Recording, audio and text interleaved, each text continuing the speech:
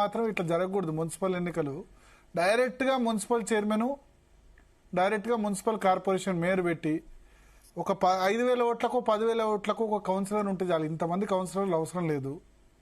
వీళ్ళు అసలు local bodies కు పార్టీ గుర్తే ఉండొద్దండి. అది కార్పొరేషన్ గానీ, మేయర్ గానీ, చైర్మన్ గానీ, జడ్పీ చైర్మన్ గానీ, జడ్పీటీసీ గానీ, ఎంపీటీసీ గానీ, ఇవేంటంటే పార్టీల చట్టంలో వీళ్ళు ఉండలేరు. పార్టీ వాళ్ళు కూడా వీళ్ళని ఉండనియ్యరు. ఏ పార్టీ అధికారంలో ఉంటే కౌన్సిలర్ ఇంపార్టెన్స్ తగ్గిస్తే ఏమైతుంది? డైరెక్ట్ గా చైర్మన్ పార్టీ గుర్తు పైన పెట్టేస్తే డైరెక్ట్ గా ప్రజలు ఎన్నుకుంటే ఏమైతుంది? మీరు డైరెక్ట్ పెట్టినా, మేయర్ ఎలక్షన్ డైరెక్ట్ పెట్టినా కూడా ఏది కూడా లోకల్ ప్రజలు డైరెక్ట్ గా ఎన్నుకుంటారు. ఎందుకంటే municipal chairman has some responsibility. ఎవరు చేయాలి? అధికార పార్టీకి అట్లుంటే ఉండేది కదా. రాజశేఖర రెడ్డి వచ్చి చేంజ్ చేశాడు. 2006 వరకు అదే ఉండేది సిస్టమ్. కాదు, అది వాళ్ళకి అనుకూలంగా చేసుకుంటారు కదా చట్టసభల్లో. అందుకనే చెప్తున్నా. నెక్స్ట్ మీరు అట్లా అనుకుంటే ఇప్పుడు ఈ కౌన్సిలర్ ఎన్నికని ఇంత ఇంపార్టెంట్ చేస్తే కౌన్సిలర్ 1000 ఓట్ల కోసం 25-30 లక్షలు యావరేజ్ గా నేను చెప్తున్నా 7 కోట్లు ఖర్చు పెట్టారట పటాన్చేరులో. 1000 ఓట్లకు 7 కోట్లు ఖర్చు పెడితే ఎంత దారుణం. అంటే మీరు అన్నట్టు అధికార పార్టీలు ఎందుకు ఉండవంటే, ఇప్పుడు ఆదిలాబాద్ లో డైరెక్ట్ మేయర్ ఎన్నిక జరిగితే బీజేపీ గెలుస్తుంది. ఎందుకంటే 21 కౌన్సిలర్లు గెలిచినా కూడా కాంగ్రెస్ 11 సీట్లు వచ్చి కొట్టుకపోయింది. అంటే మేయర్ ఎవరైతారు అక్కడ? డైరెక్ట్ ఎలక్షన్ పెడితే బీజేపీ అవుతుంది. కాబట్టి ఏ అధికార పార్టీ కూడా అటువంటి పిచ్చి పనులు చేయదు. అది మంచి పనులని మనకు కనబడుతున్నాయి కానీ వాళ్ళ దృష్టిలో అవి పిచ్చి పనులు అవి. ఎందుకంటే వాళ్ళకి కావాల్సింది నంబర్. ఇప్పుడు ఏంటంటే నెంబర్ కానీ డబ్బులు అందరికి ఖర్చు అవుతున్నాయి. ఒక్క అధికార పార్టీ కాదు. ఈ పైసలు రాజకీయం కౌన్సిలర్ల కోసం ఇంత ఖర్చు పెడితే ఎంత కరప్షన్ చేయాలి రాజకీయ పార్టీలు? నాయకులు 5 ఏళ్ళు తింటారు, వాళ్ళు ఒక్కరోజు తింటే తప్పే ఉందండి. ప్రజలు ఒక్కరోజు 5 ఏళ్ళు తింటున్నారు.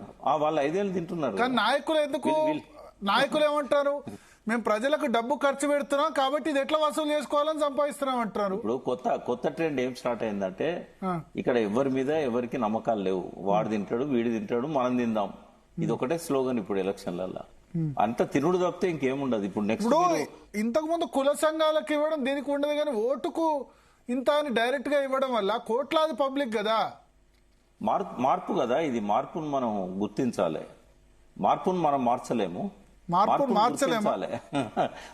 మనం మార్చలేము. ఎందుకంటే మున్సిపల్ ఎన్నికలు ఈజీగా ఒక 2,000 కోట్లు ఖర్చు అయి ఉంటాయి మొత్తం అందరు కలిపి, అందరు కౌన్సిలర్ క్యాండిడేట్స్ వాటికి.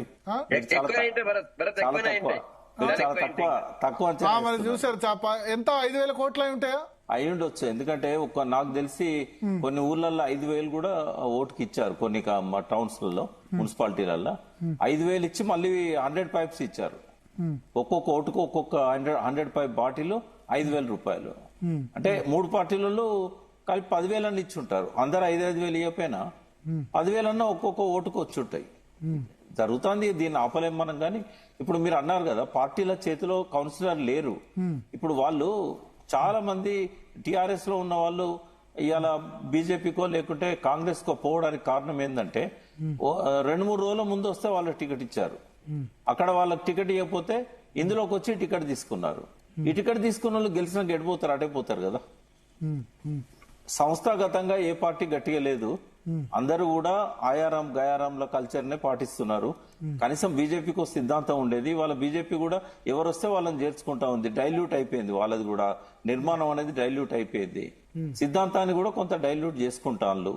సిద్ధాంతం డైల్యూట్ అయితే మంచిదే. నాలాంటి వాడు వెల్కమ్ చేస్తాడు. ఎందుకంటే అక్కడక్కడ సెక్యులర్ భావాల వల్ల ఆ పార్టీలో పోవడం వల్ల కొంత పాత ముద్రలు పోతాయి ఆ పార్టీకి. కానీ ఈ ఏదైతే ఆ నిర్మాణ రాహిత్యం అనేది అన్ని పార్టీల్లో ఉంది.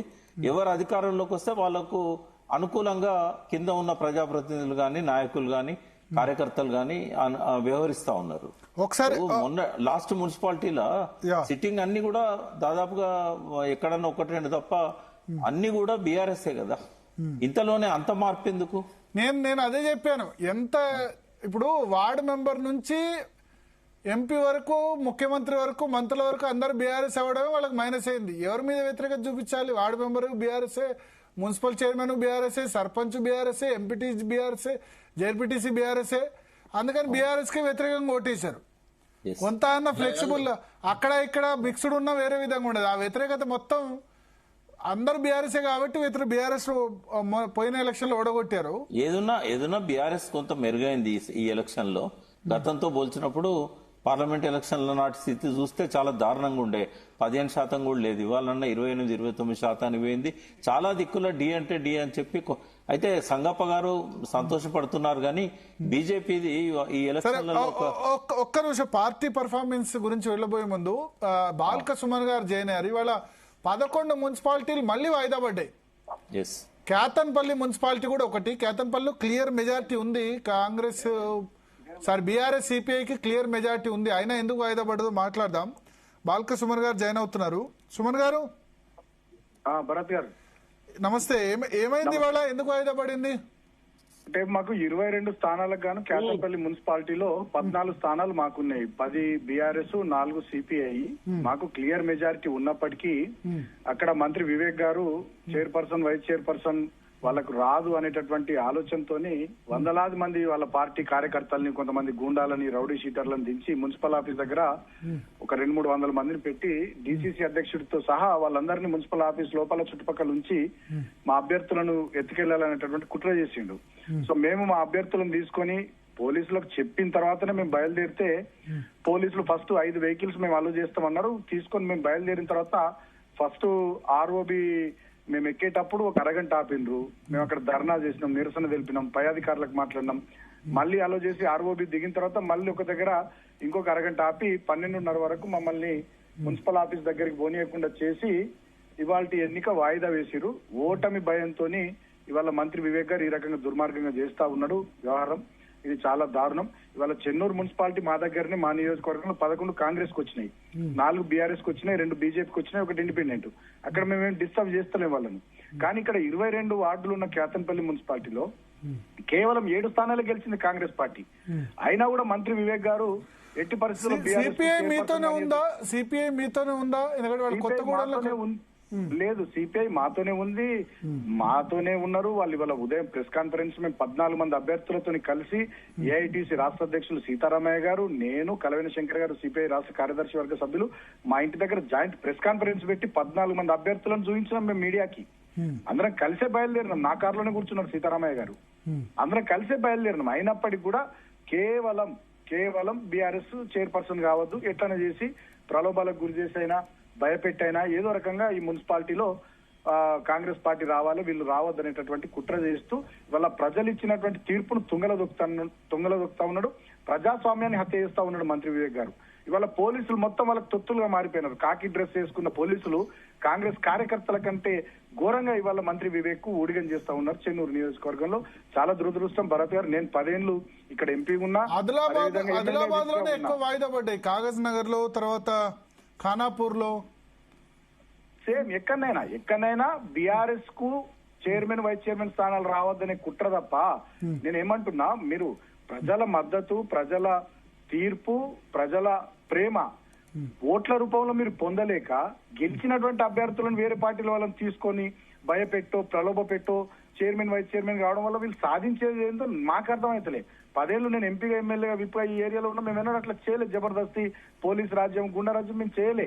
ఇంత దుర్మార్గం ఏందో అసలు అర్థమైతలే. మీరు ఇచ్చిన హామీలు, గ్యారంటీలు నమ్మి ప్రజలు మీకు ఓట్లేసి మీకు అవకాశాలు ఇస్తే మీరు చేసుకోండి. ఎవరొద్దన్నారు? మీకు అవకాశం ఇయ్యనప్పుడు, ప్రధాన ప్రతిపక్షంగా మాకు అవకాశం ఇచ్చినప్పుడు ప్రజా తీర్పును గౌరవించాలి కదా. ప్రజాస్వామ్యాన్ని ఖూనీ చేసే విధంగా, హత్య చేసే విధంగా ఈ రకమైనటువంటి దుర్మార్గపు రాజకీయాలు. ఇప్పుడు రేపు కూడా ఇలానే జరిగింది అనుకోండి, ఏంటి నెక్స్ట్ ఎట్లా మరి? ఇక అంతిమంగా ప్రజలు అన్ని గమనిస్తున్నారు. డెఫినెట్ గా రాబోయే రోజుల్లో వీళ్ళకి కరుగాల్చి వాత పెడతారు. ఇప్పటికే చూ అని తిడతా ఉన్నారు రామకృష్ణాపూర్ లో, కేతన్పల్లిలో మంత్రి వివేక్ గారిని, కాంగ్రెస్ పార్టీని. దొడ్డిదారిన ఈ రకంగా వాళ్ళని భయపెట్టి పోలీసులను అడ్డు పెట్టుకుని ఈ రకంగా అధికారం ఉంది కానీ ఇట్లా పిచ్చే చేసుడు ఇది ఎంతవరకు కరెక్ట్ అని వాళ్ళ ప్రజలు ఘోరంగా తిడతా ఉన్నారు. ఇంతకుముందు ఆయన అట్లా లేకపోతుండే, మరి ఈ మధ్య ఏమైందో మంత్రి అయినప్పటి నుంచి ఈ రకంగా వ్యవహారం చేస్తా ఉన్నాడు.